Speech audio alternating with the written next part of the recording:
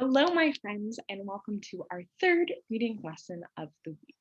We know that we've been thinking all about biography this week, and we are going to continue this thinking today by thinking about why someone writes a biography.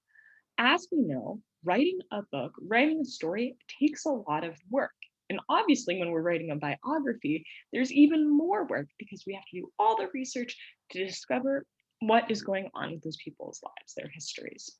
Now, a lot of times when we are reading these stories, it's pretty clear why an author might have written the biography. For example, it might be because the person did something super, super cool and they're really interesting. But there's always a really great way to kind of double check. And this feature that we can double check or get more information on is called the author's note. Now, most biographies have it.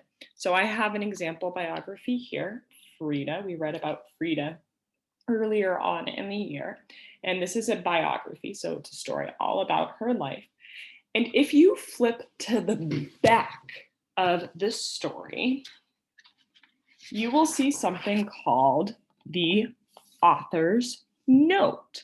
Most biographies have an author's note in the back.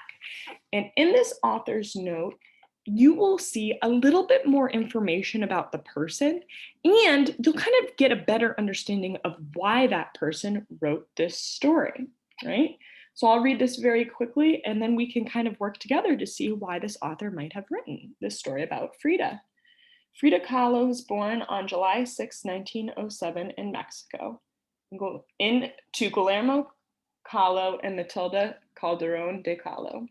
At the age of 7, she was stricken with polio, confined to bed for 9 months, and left with a shrunken right leg and a limp. At the age of 18, she was in a horrible bus accident that is too nightmarish to describe here. So see, we're seeing some of that biography starting to come in. It's a miracle that she survived and that she was able to produce any art, considering the constant pain she was in throughout the rest of her life.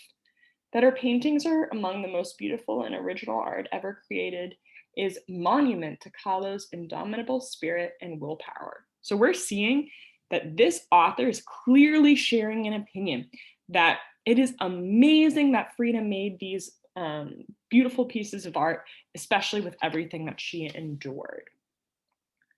Kahlo's popularity, which had been increasing steadily over the years since her death on July 13, 1954, began to grow when she married the world-renowned Mexican muralist Diego Rivera in 1929.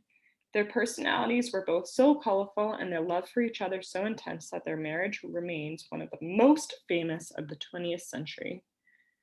But it wasn't merely Kahlo's association with the celebrated Rivera that sparked an ongoing public fascination with her. Her painful story is so inspirational. Super scholars, pay attention. Her painful story is so inspirational that she has become a role model for artists in general, who often have found um, in Kahlo's strength, courage, and pizzazz an example of how to thrive as a woman in an art world dominated by men.